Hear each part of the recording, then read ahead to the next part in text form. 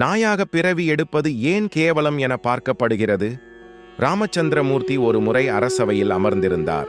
அப்போது வெளியே நாய் ஒன்று பெருங்குரலில் குரைத்துக் கொண்டிருந்தது.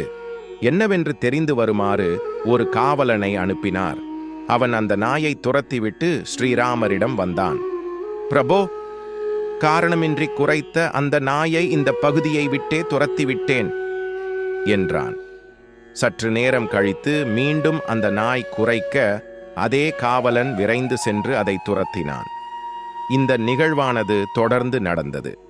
ஒரு சந்தர்ப்பத்தில் கவலையடைந்த ஸ்ரீராமர் லட்சுமணனிடம், தம்பி, அந்த நாய் 3 நாட்களாக தொடர்ந்து குரைக்கிறது.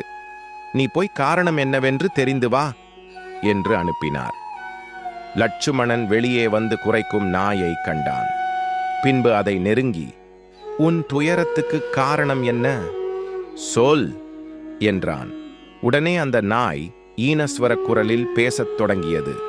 பிரபுவே, கோயில்கள், யாகம் செய்யும் இடம், பிருந்தாவனம், சபை, மடம் மற்றும் புண்ணிய தீர்த்தம், சமையல் கட்டு ஆகிய இடங்களுக்கு நாங்கள் போகக்கூடாது.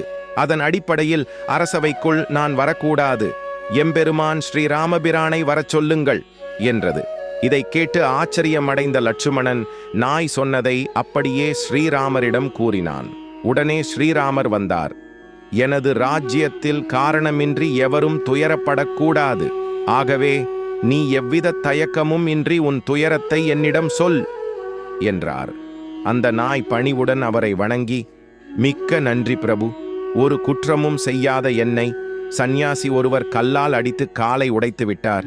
அதை முறையிடவே இங்கு வந்தேன் பிரபு என்றது வேதனையுடன். உடனே ஸ்ரீராமர் கனிவான குரலில், வருந்தாதே, நான் இப்போதே அந்த சந்நியாசியிடம் விசாரிக்கிறேன் என்றார். சற்று நேரத்துக்குள் அந்த சந்நியாசி அங்கு வரவழைக்கப்பட்டார். ஸ்ரீராமர் அவரை நோக்கி, சுவாமி, நீர் எதற்காக இந்த நாயை கல்லால் அடித்தீர் என்று விசாரித்தார். அதற்கு சந்நியாசி, பிரபு, நான் பிச்சை வாங்கி வரும்போது இந்த நாய் எனது பிட்சான்னத்தை தொட்டது. அப்போது நான் மிகவும் பசியுடன் இருந்ததால் இந்த நாய் மீது எனக்கு கோபம் ஏற்பட்டது. எனவே அதன் மீது கல் எறிந்தேன் என்றார். ஸ்ரீராமர் புன்னகை மாறாத முகத்துடன் அவரை நோக்கி, சுவாமி, இது வேடிக்கையாக இருக்கிறது. இந்த நாய் 5 அறிவு படைத்த பிராணி. இதை உணராமல் அதை அடித்த உமது செயல் கண்டிப்பாக குற்றமே. எனவே நீர் அதற்குரிய தண்டனையை அனுபவித்தே தீர வேண்டும் என்று கூறியவர் நாயின் பக்கம் திரும்பி, இந்த சந்நியாசி உன் விஷயத்தில் குற்றவாளி என்பதால் இவரை தண்டிக்கும் பொறுப்பை உன்னிடமே ஒப்படைக்கிறேன். நீ என்ன சொன்னாலும் அதை நிறைவேற்ற சித்தமாக இருக்கிறேன் என்றார். அப்போது அந்த நாய் ஸ்ரீராமரிடம், நன்றி பிரபு, இவரை ஒரு சிவாலயத்தில் அதிகார வேளையில் அமர்த்துங்கள். இதுவே நான் அவருக்கு அளிக்கும் தண்டனை என்றது. ஸ்ரீராமரும் அதற்கு சம்மதித்தார். தனக்கு பெரிய பதவி கிடைத்த மகிழ்ச்சியில் சந்நியாசியும் திருப்தியுடன் அங்கிருந்து வெளியேறினார். நாயும் மனநிறைவுடன் அகன்றது. இதையெல்லாம் பார்த்து கொண்டிருந்த மக்கள் ஸ்ரீராமரை வியப்புடன் நோக்கினர். பிரபுவே, அன்னத்துக்கு அலையும் அந்த சந்நியாசிக்கு இது அதிர்ஷ்டமே அன்றி தண்டனை அல்ல. இதனால் அவர் மேலும் சுகமடையப் போகிறார்.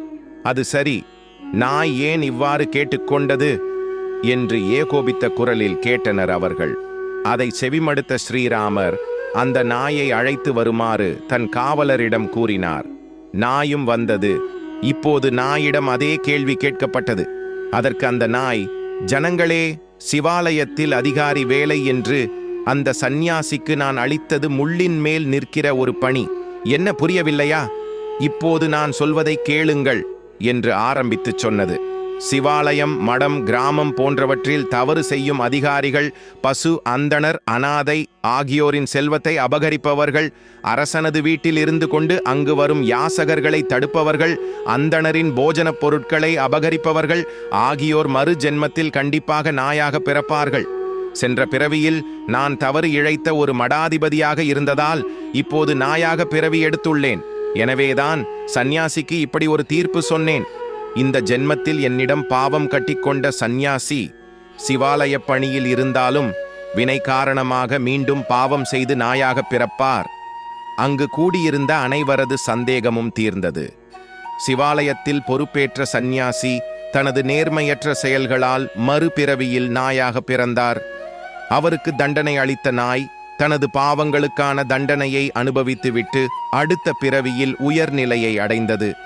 அனைவருக்கும் இயன்ற நன்மையை செய்து பிறவியில்லா நிலையை அடைவோமாக. கதையை படித்த கேட்ட அனைவருக்கும் நன்றி.